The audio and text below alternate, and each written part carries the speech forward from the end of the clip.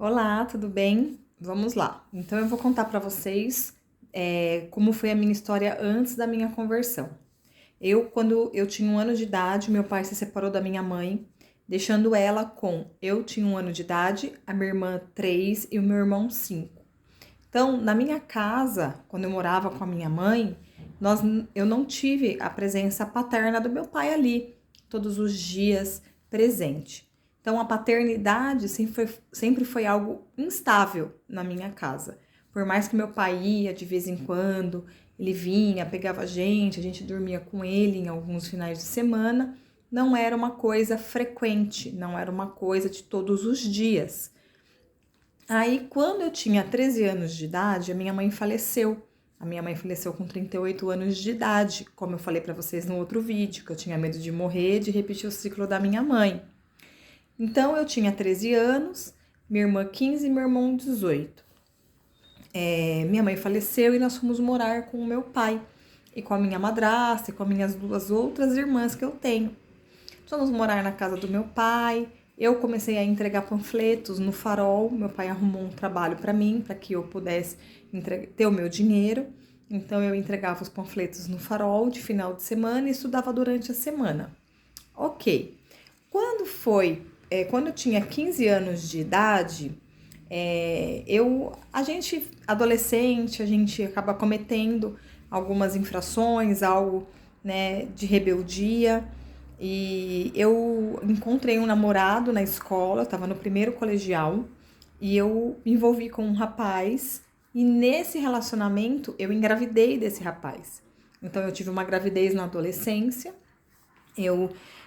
com 15 anos eu já estava grávida, e vivi nessa gestação. O meu pai me deu algumas opções sobre essa gestação, que era casar com esse rapaz, que era abortar a criança, ou que ele ficava comigo, ele cuidava da criança junto comigo, mas que eu não ia ter mais contato com o pai da criança, nem a criança ter contato com o pai.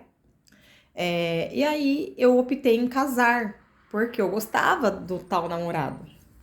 E aí nós casamos, foi, né, uma gestação um pouco conturbada, porque começou a existir a violência doméstica dentro de casa. Eu morava dentro da casa dele, com a família dele, então eu passava por alguns abusos, tanto psicológicos, tanto físicos. Foi bem difícil. E aí, com 20 anos, eu fiquei dos 15 até os 20 com ele, passando por algumas situações bem constrangedoras, que não venho falar aqui nesse vídeo, para não estender muito, mas todas as pressões, as questões aí difíceis de um abuso, né, emocional, psicológico, também muitas coisas na área sexual, né, de você às vezes precisar se ter relações sexuais, que se você não faz você apanha, coisas nesse sentido, tá? E aí eu lembro que com 20 anos eu me separei, eu pedi o divórcio, nós nos divorciamos. A minha filha tinha ali o lar onde ela foi criada, que era a família dele, a família paterna. Eu tinha acabado de fazer 20 anos, então eu ali na minha imaturidade acabei deixando ela ali de forma de proteção, mas também eu tinha um interesse, eu precisava trabalhar, eu também tinha um interesse de sair, né, de poder curtir a vida. Então, assim, a família disfuncional, né? Então você acha que os prazeres do mundo, as coisas do mundo, elas vão te satisfazer os seus vazios. Aí, não vou falar o nome, tá? Para não causar nenhum problema. Aí a minha filha acabou ficando lá, tudo. Com o tempo, eu fui me distanciando dessa criança, né? Dessa menina. Hoje ela tem 25 anos.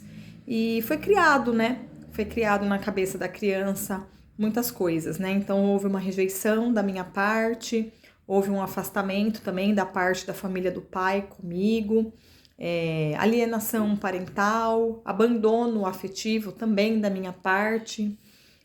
eu não me interessava, e é isso. E aí, quando a gente vê que a Bíblia diz, né, que um abismo leva o outro, e é isso. Então, nessa época eu já bebia, eu já fumava, eu já tinha minha vida promíscua na rua, de bagunça, de sexo, de namorados, enfim. E a vida vai passando, a gente vai tendo os nossos desafios, e eu sempre trabalhando, eu trabalhava de final de semana, porque hora eu estava no mercado trabalhando, hora eu estava em shopping, uma rotina assim de final de semana, sempre das 2 às 10, das 3 às 11.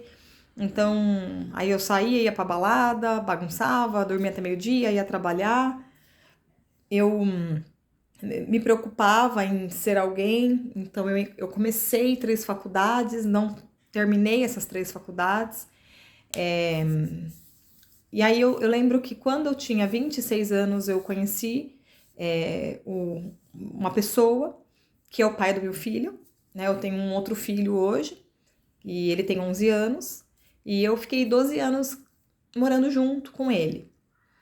Nós ficamos juntos 12 anos, vivendo, né? Ali é nosso casamento, a nossa vida, ele de outra religião e eu às vezes eu ia, né, no centro espírita, né, com ele, e às vezes eu ia pra missa. Aí eu comecei a fazer yoga, eu acho que eu falei isso no outro vídeo, eu comecei a fazer yoga, então eu tinha um pezinho assim meio que na meditação, meio na raiz budista, tanto que eu tenho uma flor de lótus aqui no meu braço, inclusive eu tô fazendo a remoção dela, mas por uma questão estética, porque ela é feia, não tem uma questão de eu olhar e achar que Deus não me perdoou, não tem nada disso, mas porque ela é bem feia, e aí agora eu olho e falo, ai, preciso tirar isso daqui. E aí é isso, vivi com ele 12 anos, não tenho o que falar dessa pessoa, porque é uma pessoa que me ajuda até hoje. Hoje nós temos uma guarda compartilhada com meu filho, temos uma relação relativamente boa, dentro das condições que nós temos hoje, sem confusão, sem bagunça. Mas eu lembro que quando nós estávamos prestes a nos separar, eu por ser, né, de uma família disfuncional, por eu não ter tido uma base familiar sólida, eu achava que eu tinha que ser alguém. Sabe, lembra que eu falei pra vocês que eu comecei 3 faculdades, não parei nenhuma? Então, eu comecei pedagogia, não terminei. Comecei gestão de RH, não terminei. Comecei administração, não terminei. Enfim, quando eu estou casada, né, morando junto com o pai do meu filho, eu resolvo fazer faculdade. Eu quero fazer faculdade, eu quero ser alguém, porque precisa ter faculdade, fazer faculdade. Aí fui fazer faculdade, fiz o curso de farmácia e eu só estudava. Eu já tinha meu filho já tinha 4 anos, nós mudamos aqui para a cidade de Sorocaba, fui estudar. E eu ficava estudando. Então eu me dedicava aos estudos o dia todo, eu não cuidava da minha casa, eu cuidava do meu filho, levava para a escola, cuidava, mas eu tinha uma vida muito fora, muito externa. Então eu cuidava do meu filho, mas como o meu ex-marido, ele era home office antes da pandemia, então ele estava mais presente em casa. E na faculdade chega uma hora que você precisa se dedicar integralmente por causa de TCC, feiras, nananana, enfim. E ele acabou, né, sendo mais presente ali na vida do meu filho, glória a Deus por isso. Mas ele fazia coisas que eu deveria ter feito. Então, por exemplo, o que a Bíblia diz? Que a mulher ela é a ajudadora do homem, que ele, né, é o cabeça, né? Ele é o sacerdote, Jesus é o cabeça, ele é o sacerdote do lar, tudo. Mas ele fazia coisas que era para eu fazer. Hoje, no meu entendimento, eu sei, mas eu não tinha Cristo. Eu já até contei esse testemunho algumas vezes em uma reunião de mulheres, essas coisas. Mas, resumindo, eu comecei a fazer uma pós-graduação junto no último ano da faculdade. Era tudo uma fuga, na verdade. Eu não queria ficar em casa, eu não queria ser dona de casa, eu não queria fazer nada dessas coisas, eu achava tudo um absurdo. Aí, Satanás entrou, né, gente? Porque quando a gente se entrega ao nosso bel prazer, né, quando a gente acha que a gente é muito boa, quando a gente acha que a gente arrasa, e a gente abre as brechas. E eu abri. eu era esse elo fraco da minha casa, e aí Satanás fez o que ele quis, né? Na verdade, de pornografia, traição, bebida, é nessas pequenas coisas, sabe? Churrasco, e aí tem bebida, e aí gasta dinheiro que não tem, entra na tua casa, Satanás faz, ciranda, faz o que ele quer. O meu casamento acabou. Meu casamento acabou por uma fraqueza, por uma imaturidade da minha parte. Eu não queria mais essa relação. E logo quando eu me separo, isso foi julho de 2022, eu fui para Cristo em março de 23. Então, assim, eu fiquei ainda, né, um período aí de 6, 7 meses aí, meio vagando por aí, tentando entender o que eu tinha feito, arrependida. Eu pedi para ter esse retorno, mas a pessoa não me perdoou e tá tudo bem quanto a isso, porque eu falei muita coisa, eu fiz muita coisa que magoou, que chateou, mas eu creio no perdão liberado, eu creio que o tempo é o nosso melhor amigo, no sentido de liberação de perdão, porque às vezes a gente fala que a gente perdoou a pessoa e não perdoou, e tá tudo bem também. O importante é o que o Senhor Jesus me chamou e ele me perdoou. Quando a gente pede perdão para alguém, a gente pede perdão, libera perdão, porque ninguém é perfeito, e a gente segue. E a gente vai todos os dias aí nessa questão, pedindo, né, para que o Senhor realmente nos quebre, nos molde ao padrão dele, ao padrão que ele nos criou para ser. Nisso eu comecei a fazer os cursos da igreja, aí eu fui na igreja com medo de ir pro inferno, que aí eu fiz o vídeo lá, tal, não sei o quê. Por que eu tô fazendo esse vídeo? Eu tô fazendo esse vídeo porque, assim, pra vocês entenderem como era a minha vida antes. A minha vida antes era uma bagunça. Uma hora eu tava no emprego, uma hora eu tava em outro. Uma hora eu queria ser uma coisa, uma hora eu queria ser outra. Uma hora eu queria estar com o marido, uma hora eu queria estar sem marido. Era uma confusão. Era uma instabilidade emocional muito grande. Eu fazia terapia, mas não fazia com uma terapeuta cristã, então eu fazia com uma terapeuta que ela era meia mística, então era por causa de... Ela falava umas coisas lá estranhas pra mim, de chakras. Não era nem chakra, era... Ai, não vou lembrar agora. Ela usava uns termos assim, meio de...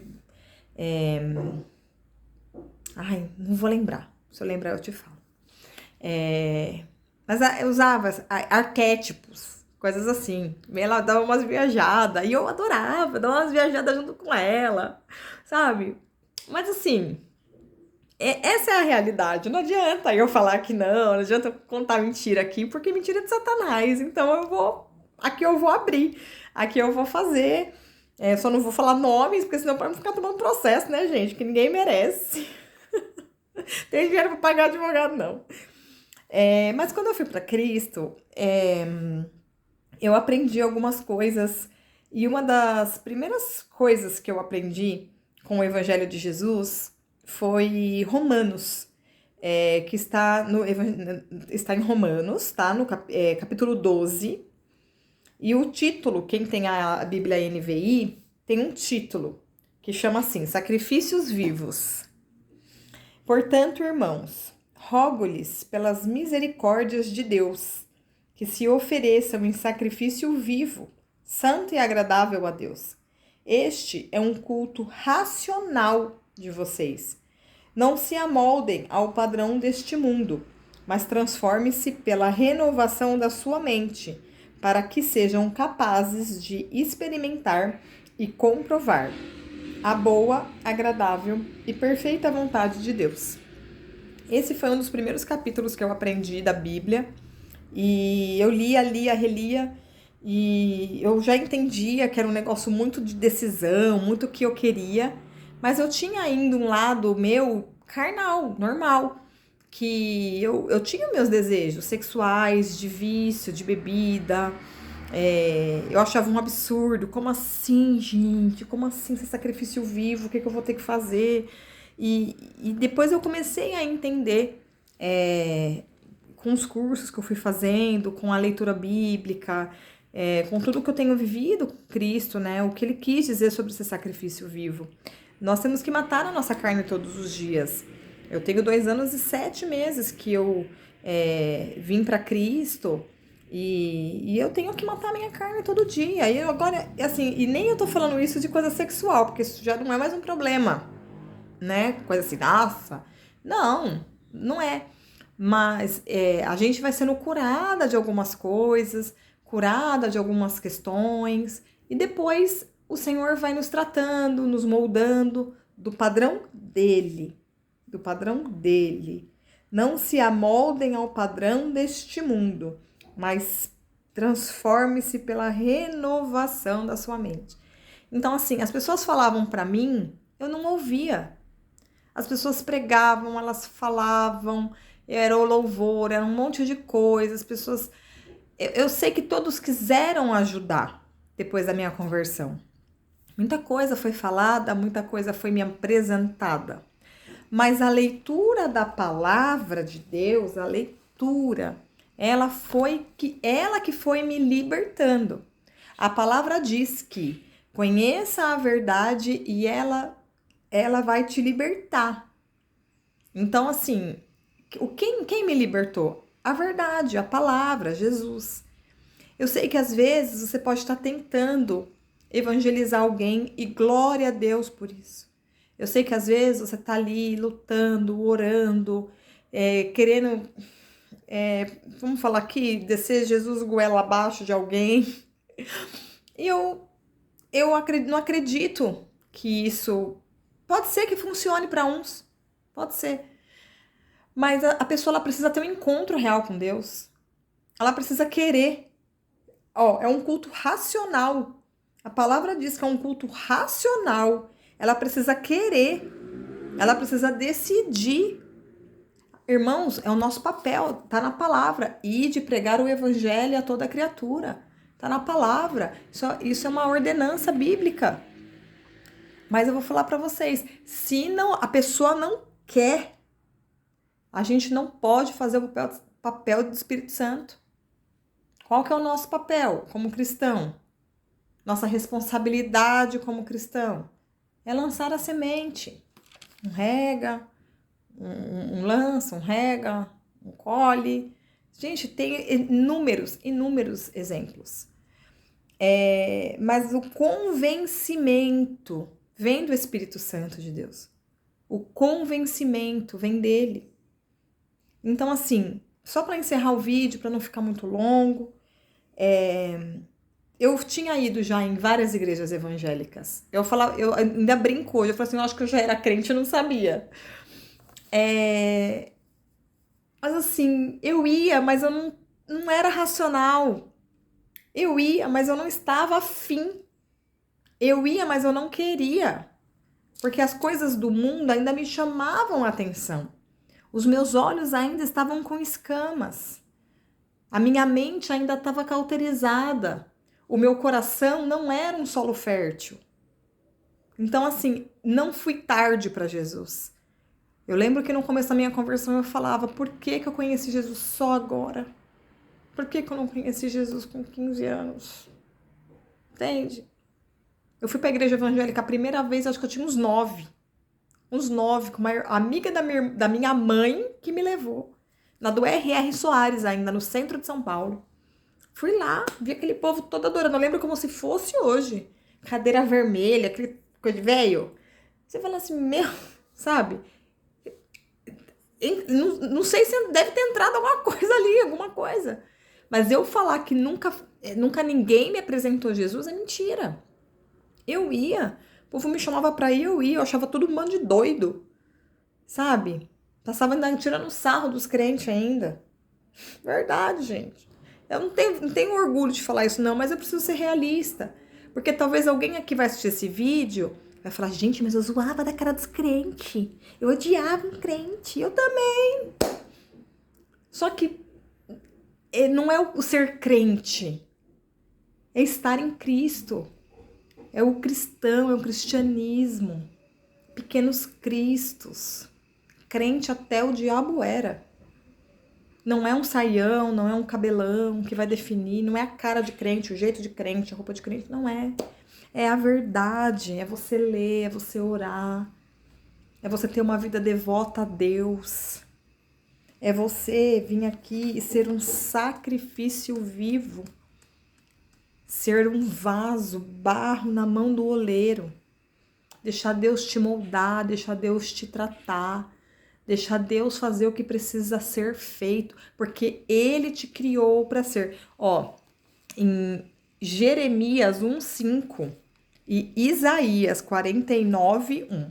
Eu vou ler Jeremias 1:5. Antes de formá-lo no ventre, eu o escolhi. Antes de você nascer, eu o separei e o designei profeta às nações. Sem brincadeira, isso está em Jeremias 1:5. Antes dele formar eu e você no ventre da mãe, da sua mãe, da minha mãe, ele já conhecia a gente, ele já tinha escolhido a gente.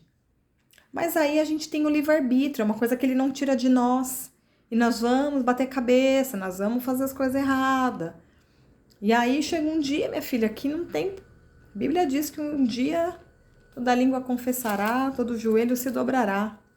É isso que eu creio. Hoje eu creio nisso. Porque Deus chama os improváveis. Os improváveis. Cara, é incrível o que Deus faz. Eu tô vendo cada transformação nos lugares que eu tô andando. Lugares sérios, de gente séria, de cristão sério. Que eu falo, meu Deus, é Deus. É Deus, não é o homem. O homem é uma ferramenta, um instrumento na mão de Deus. Mas é o poder de Deus. O homem não tem poder de convencer ninguém, de converter ninguém. Em Isaías 49:1 diz assim. Será que tá certo isso? 49, Isaías 49:1. Escute-me, vocês, ilhas, ouçam, vocês, nações distantes. Antes de eu nascer, o Senhor me chamou. Desde o meu nascimento, Ele me fez menção do meu nome. Olha isso. Aqui é Isaías, né? Falando, Ele fez de minha boca uma espada afiada na sombra de sua mão. Ele me escondeu. Ele me tornou uma flecha polida e escondeu-me em sua aljava. Ele me disse, você é o meu servo. Olha, é forte. Israel, em que te mostrarei o meu esplendor. Mas eu disse, tenho me afadigado sem qualquer propósito, tenho gastado minha força em vão e por nada. Contudo, o que me é devido está na mão do Senhor, e a minha recompensa está com o meu Deus. E agora o Senhor diz, aquele que me formou no ventre para ser o seu servo, para trazer de volta Jacó e reunir Israel a ele mesmo. Pois sou honrado aos olhos do Senhor e o meu Deus tem sido a minha força. É lindo ver, porque às vezes a gente acha que Deus não está vendo, que Deus não, que a nossa vida ali com Deus, ela é com 38 anos para frente. E realmente é. Quando suas vendas caem, as suas escamas caem. Mas o Senhor já estava te olhando, o Senhor já estava cuidando. Quantos livramentos o Senhor me livrou. Gente, se eu for fazer vídeo das coisas que o Senhor me traz à minha memória, de coisas que eu vivi antes de eu encontrar Cristo, eu falo, gente, eu sempre tive um pai. Eu sempre tive um pai que cuidou, que zelou, que guardou. Sempre. Sempre. Que você possa ouvir esse vídeo, que você possa assistir este vídeo com o seu coração aberto. Se você sentir de compartilhar com alguém que ainda resiste pelo Espírito Santo de Deus, mande esse vídeo para alguém, para que seja natural, para que essa pessoa ela se sinta também pertencente do amor de Deus. Pertencente, essa é a palavra. A gente vai para Cristo, a gente precisa se sentir pertencente de Deus. Eu pertenço a uma família, que é a família de Cristo. Amém? Obrigado por você ouvir até aqui. Deus abençoe a sua vida. Você tenha aí um ótimo dia na presença do Senhor. E logo eu faço outro vídeo para vocês, tá bom?